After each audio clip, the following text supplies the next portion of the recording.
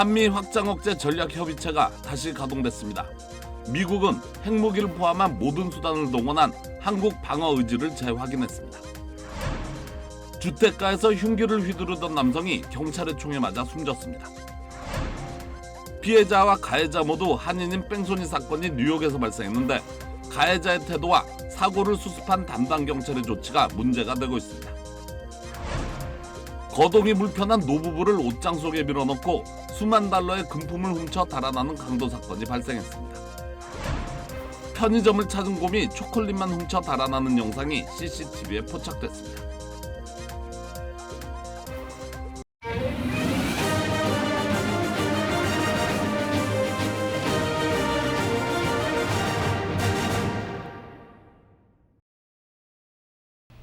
시청자 여러분 안녕하십니까? KBS 아메리카 뉴스입니다. 한미 확장 억제 전략 협의체가 다시 가동됐습니다. 미국은 핵무기를 포함한 모든 수단을 동원한 한국 방어 의지를 재확인했습니다. 보도에 김기현 기자입니다. 미국이 핵과 미사일 방어 등 모든 범주의 군사 능력을 활용해 한국에 확장 억제를 제공한다는 공약을 재확인했습니다. 한미 양측 외교와 국방 차관들은 4년 8개월 만에 개최된 확장 억제 전략 협의체 회의 직후 공동 성명을 통해 미국의 공약은 철통 같고 흔들림이 없다며 이같이 밝혔습니다. The United States will stand firm in its extended deterrence commitment to the ROK, which includes the full range of U.S. defense capabilities, including nuclear, conventional, and missile defense capabilities. 최근 북한이 핵 사용 조건 등을 법제화한 데 대해선 어떠한 핵 공격도 압도적이며 결정적인 대응에 직면하게 될 것이라고 경고했습니다. 미국은 동시에 F-35 전투기가 참여한 연합훈련과 로널드 레이건 항모 강습단을 예로 들며 전략 자산의 영내 전개와 운용 지속을 약속했습니다. 북한 추가 핵실험에 대비한 구체적 대응 방안 역시 긴밀하게 조율하고 있다며 준비가 돼 있다고도 했습니다. We will also further discuss concrete ways to leverage all instruments of our national powers for a strong and resolute response to all possible North Korean provocations. 공동 성명은 또 중국을 지역 내 증가하는 위협으로 애둘러 표현한 가운데 한미 양측은 물론 3자 또는 다자 간 협력의 필요성도 강조했습니다. The consultation group provides an opportunity for our two governments to discuss peace and security on the Korean Peninsula and in the Indo-Pacific. 한미 대표단이 B-52 전략 폭격기를 시찰한 것도 동맹의 억제력 강화와 실행력을 제고시켰다고 평가했습니다. 한미는 차관급 확장 억제 전략 협의체를 해마다 개최하는 데 합의했다며 내년 상반기 중에 실무 협의체를 가동한다는 방침도 공개했습니다. 워싱턴에서 KBS 뉴스 김기현입니다. 한국 서해상에서 북한군에 피살된 해수부 공무원 고 이대준 씨의 유족이 뉴욕의 주 유엔 북한 대표부 앞에서 진상조사와 유가족 현장 방문을 요청했습니다. 고인의 형 이래진 씨는 진실규명을 위한 조사와 사고 현장 방문을 허락해달라고 김정은 위원장에게 보내는 서한을 통해 밝혔습니다. 이 씨는 또 북한이 잘못을 인정하고 사과를 해야 한다면서 오는 22일 동생의 장례식에 조문단 파견을 요구했습니다. 이 자리에 함께한 국민의힘 하태경 의원 등은 김 위원장이 인도주의적인 조치에 나서야 한다고 촉구했습니다. 리버사이드 카운티에서 첫 어린이 원숭이 두창 환자가 발생했습니다. 리버사이드 카운티 보건국은 원숭이 두창에 감염된 어린이 사례가 보고됐다고 밝혔습니다. 10살이 안 된 이 어린이는 이번 주 확진 판정을 받았는데 현재 자택에서 회복 중입니다. 리버사이드 카운티 보건국은 원숭이 두창이 나이나 성별에 관계없이 누구나 감염될 수 있음을 보여주는 사례라고 밝혔습니다. 지금까지 리버사이드 카운티에서 보고된 원숭이 두창 의심 사례는 256건에 달하는데 10살 미만 어린이가 감염된 경우는 처음입니다. 주택가에서 흉기를 휘두르던 남성이 경찰의 총에 맞아 숨졌습니다. 박시몬 기자입니다. LA 카운티 벨리 지역의 주택가에서 한 남성이 주민들을 위협하며 돌아다니고 있다는 신고가 들어옵니다. 이 남성은 자전거를 탄 채 이른바 정글칼이라고 불리는 마체테를 들고 있었습니다. 출동한 경찰이 칼을 버리라고 소리치지만 남성은 칼을 들고 경찰을 위협합니다. 경찰이 계속해서 항복하라고 회유해보지만 남성은 경찰에게 소리치며 자전거를 타고 도망갑니다. 경찰이 쫓아가자 남성은 자전거를 버리고 도주하지만 결국 경찰의 총에 맞아 쓰러집니다. 남성은 24세 아리올라 고메즈로 당시 마약에 취해 있었습니다. 고메즈는 체포 후 병원으로 옮겼으나 숨졌습니다. 오늘 영상을 공개한 LAPD는 현장에 있었던 칼을 증거로 등록해 경찰의 사격이 과잉 진압인지 여부를 놓고 심사를 벌일 예정입니다. 라스베가스 경찰이 음주운전 혐의로 의심되는 남성 2명을 조사하고 있습니다. 2명 중 1명이 조사를 받는 듯 하더니 갑자기 도주하기 시작하고 이들을 조사하던 여성 경관이 남성을 쫓기 시작합니다. 도주하던 남성은 총을 꺼내들어 경찰에게 발포합니다. 골반에 총을 맞은 여성 경관은 그 자리에서 쓰러지고 동료 경관들이 뛰어와 응급처치에 들어갑니다. 여성 경관은 병원으로 옮겨져 치료를 받고 3일 만에 퇴원했으며 생명에는 지장이 없는 것으로 알려졌습니다. 총격을 가한 남성은 체포돼 현재 수감 중입니다. KBS 뉴스 박시몬입니다. 피해자와 가해자 모두 한인인 뺑소니 사건이 팰리세이즈 팍에서 발생했습니다. 그런데 가해자의 태도와 사고를 수습한 담당 경찰의 조치가 문제가 되고 있다고 합니다. KBTV 김은지 기자가 취재했습니다. 46번 도로 방향의 그랜드 애비뉴 위 뒤에서 따라오던 한 기아 소렌토 차량이 한번 정지하는가 싶더니 순간적으로 급발진을 하며 해당 운전자의 차량의 뒤를 세게 박았습니다. 놀란 운전자의 어머니는 급하게 내려 울음이 터진 9개월 딸아이를 달래려 차량에서 꺼냈고 운전자 또한 차에서 내려 주변 상황을 확인했지만 가해 차량의 운전자인 한인 할아버지는 끝까지 차에서 나오지 않았습니다. 피해 차량 운전자는 가해 차량과 이야기를 하기 위해 우선 차를 길가에 세우기로 합니다. 그때 가해 차량은 재빨리 달아났고 운전자는 어머니와 딸을 태우지도 못한 채 추격하기 시작했습니다. 경적을 울리며 정차를 요구해도 도망가기 바쁩니다.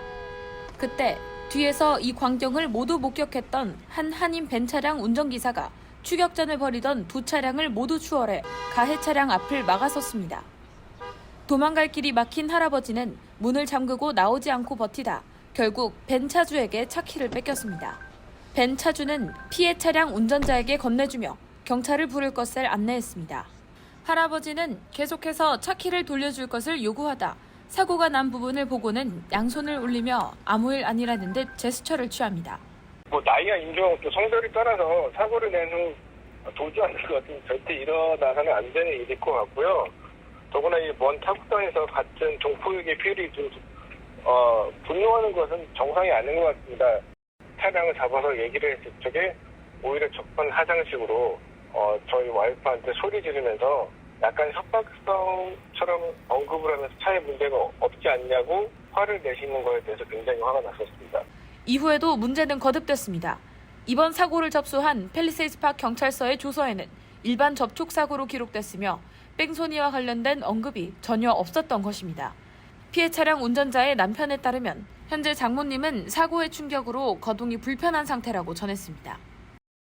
실제 차량으로 보니까 척추뼈가 약간의 골절이 되고 밀려서 당장 치료를 받지 못하고 전문 의사를 만나서 다시 MRI 촬영을 해야 된다는 소견이 들었습니다. 해당 사고 블랙박스 영상은 페이스북에 게재됐고 이웃 한인 누리꾼들은 분노했습니다.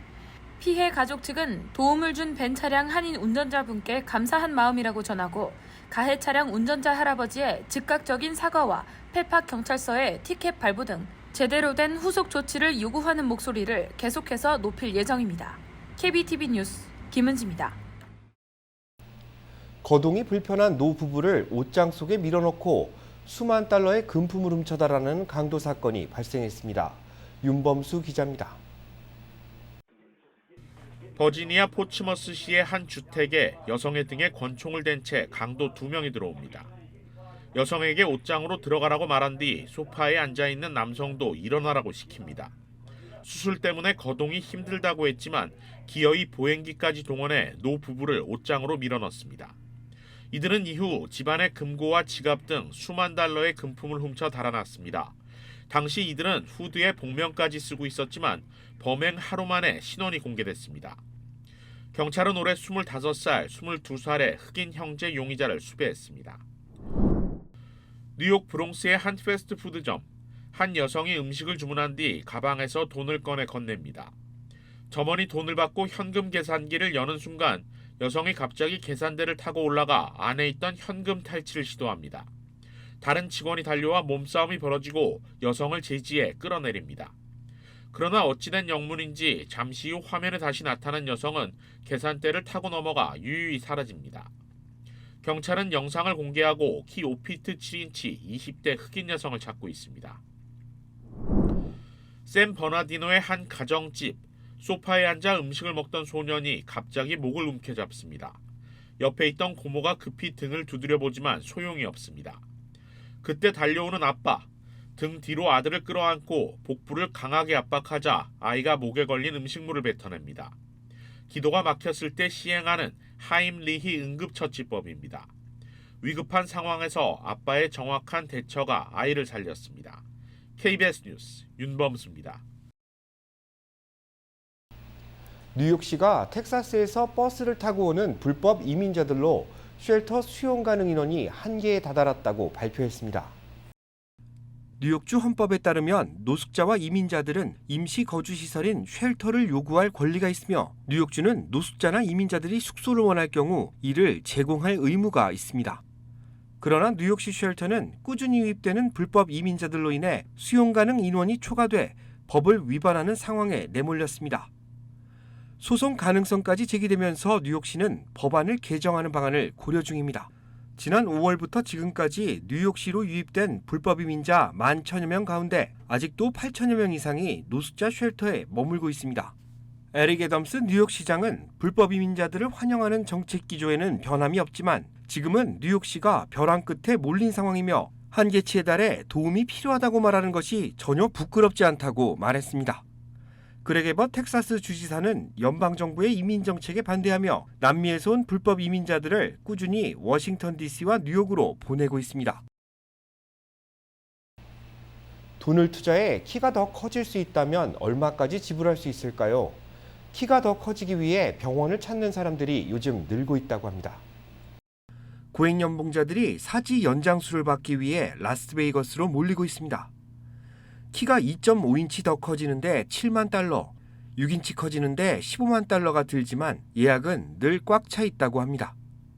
사지 연장술은 환자의 대퇴골을 자른 뒤 금속 막대를 삽입해 뼈와 뼈의 간격을 벌리는데 그 사이로 새 뼈가 차오르며 다리가 길어지는 원리입니다. 원래는 양쪽 다리 길이가 다른 사람들을 위해 만들어진 수술인데 최근엔 미용상의 이유로 이 수술을 택하는 사람들이 늘고 있다고 합니다. 수술 직후 최소 3개월 이상의 휴식 기간이 필요한데 팬데믹으로 수술을 받을 시간적 여유가 생겼기 때문입니다. 사지 연장술 전문 병원을 운영하는 케빈 데비 파샤드는 비즈니스 인사이더와의 인터뷰에서 구글과 아마존 등 IT 기업 최고 경영자와 임원들이 주요 고객이며 이들은 수술받은 사실을 밝히지 않길 원하고 있다고 언급했습니다. 편의점을 찾은 곰이 초콜릿만 훔쳐 달아나는 영상이 CCTV에 포착됐습니다. 보도에 김경일 기자입니다. 야심한 밤 캘리포니아주의 한 편의점에 들어온 손님. 사람이 아닌 바로 덩치가 큰 야생 불곰입니다. 카운터에 앉아있던 편의점 직원은 문이 열리고도 사람이 보이지 않아 일어나 보니 거대한 불곰이 있어 오싹함을 느꼈다고 합니다. 직원은 탈출할 곳이 마땅치 않아 계산대 뒤편에서 불곰을 촬영하며 나가라고 소리쳤습니다. 그러자 불곰이 직원의 말을 알아듣기라도 했는지 초콜릿만 한가득 물고 유유히 나갑니다. 직원이 안도의 한숨을 쉬는 순간 불곰이 또다시 침입해 초콜릿을 입에 물고 나가기를 2, 3분마다 여러 차례 반복했습니다. 편의점 직원은 불곰이 다시 들어올 때마다 놀랐지만 실제 손님과 비슷하게 먹을 것에만 관심을 보여 예의 바른 곰이라고 회상했습니다. 하지만 실제 불곰은 생태계 최상위 포식자로 매우 위험한 동물입니다. 최대 2.4m까지 성장하며 시속 34마일로 질주할 수 있습니다. 사우스캐롤라이나에서는 차량이 오토바이와 충돌해 운전자가 차량 밑으로 깔리는 사고가 발생했습니다. 이때 사고를 지켜본 경찰과 주변 사람들이 달려들어 차량을 들어올리기 시작합니다. 바닥에 깔린 사람은 주변의 도움으로 구조돼 치료를 받았는데 생명에는 지장이 없는 상태입니다. KBS 뉴스 김경일입니다.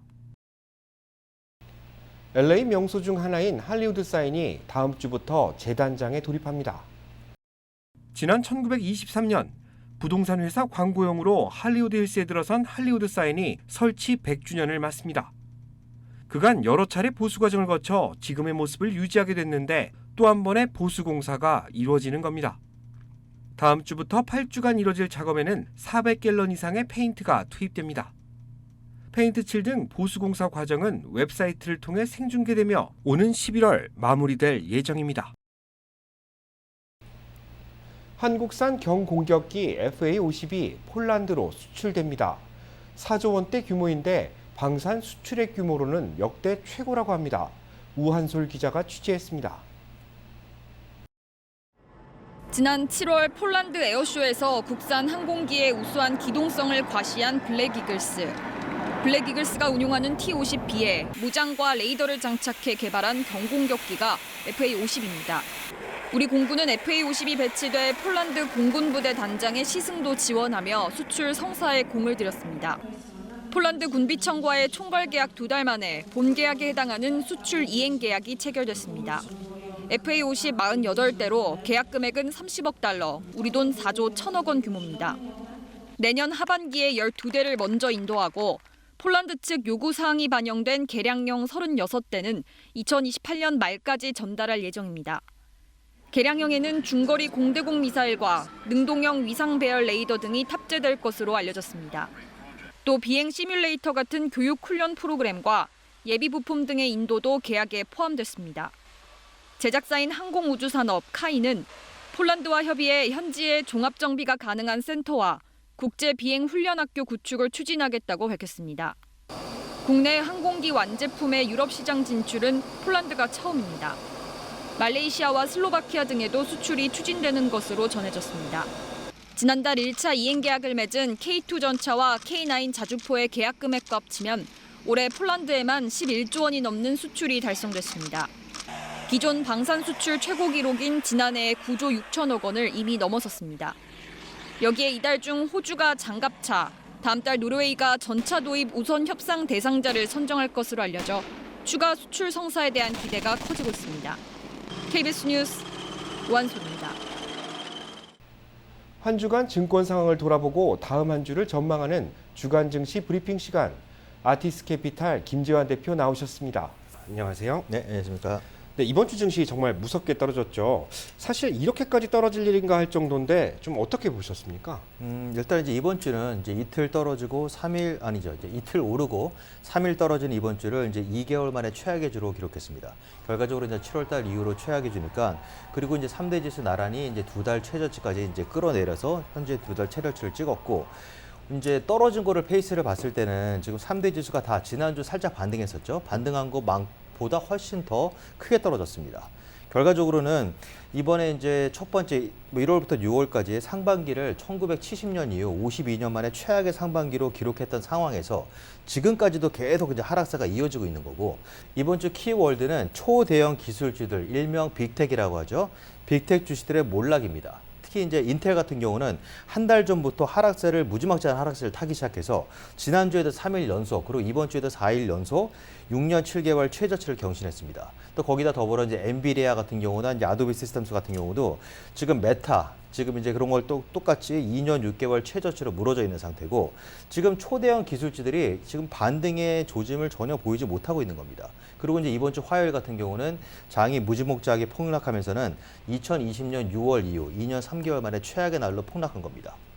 연준금리 인상이 0.75%포인트가 사실 기정사실화되고 있는데 울트라 스텝, 그러니까 1%포인트 인상 이런 이야기도 나오고 있습니다. 시장은 어떻게 보고 있습니까? 그렇죠. 이제 이번에 CPI 지수가 예상보다 좀 핫하게 나왔잖아요. 이제 그것 때문에 이제 일단 분위기는 완전히 망쳐졌는데 결과적으로 봤을 때는 현재 이제 4% 연말까지 4%의 목표 금리로는 충분하지 않다는 분위기가 계속 이제 돌고 있는 거죠. 그리고 이제 특히 이제 파월 의장이 몇 번이나 얘기했던 것처럼 고통을 감수하더라도 인플레이션을 잡아야 되는데 특히 이제 인플레이션 같은 경우가 정점을 찍었다고 보는 대로 떨어지는 결과적으로 속도가 너무 느리잖아요. 특히 이제 이번 같은 경우는 뭐 3개월째 이제 기름값만 계속 떨어지는 상태고 나머지 뭐 식료품, 뭐 의료비 이런 것들은 계속 상승세를 이어가고 있는 거니까 예상만큼 빨리 떨어지지 않고 있는 거에 대해서 결과적으로는 뭐냐, 금리 인상이 더 추가적으로 빨리 0.75가 되던가 1%가 되던가. 그렇지만 이제 경제학자들이나 전문가들 같은 경우는 이제 아무리 그래도 0.75가 거의 맞다고 보는 겁니다. 이제 결과적으로는 이제는 경제 지표들이 나올 것들이 다 나왔습니다. 다음 주 금리 인상이 발표되기 전까지는. 그런데 이제 파월 의장이 또 어떤 식으로 발언할지에 따라서 또 투자 심리는 거기에 따라 또 상당히 요동칠 수 있는 거기 때문에 일단 이번에 CPI 지수가 발표된 거로 인해서 투자 심리는 완전히 망쳐졌다고 볼 수 있는 거죠. 결국 이번 주 발표된 경제 지표들도 호재가 오히려 악재로 작용을 한 거네요. 그렇죠. 예를 들어서 이제 신규 실업수당 청구 건수 같은 경우는 5주 연속 감소세를 유지한 겁니다. 그만큼 고용시장이 탄탄하다는 걸 보여주고 있는 거고, 또 소매 판매 지수 같은 경우도 꺾이질 않고 있습니다. 일단 컨슈머들이 스pen딩을 계속 하고 있다는 얘기니까 지표는 좋게 나온 거죠. 예를 들어서 소매 판매도 예상치보다 뭐 증가했으니까. 그리고 신규 실업수당 청구 건수 같은 경우도 이제 감소세를 보였기 때문에 좋은 건데 결과적으로 좋게 발표된 거가 이제 악재로 작용한 거죠. 투자 심리를 위축시키는, 또 그만큼 금리 인상이 빠르게 됐고 더 크게 될 수 있다는 악재로 작용했기 때문에 이번 주 같은 경우도 호재가 악재로 둔갑한 케이스가 되는 겁니다.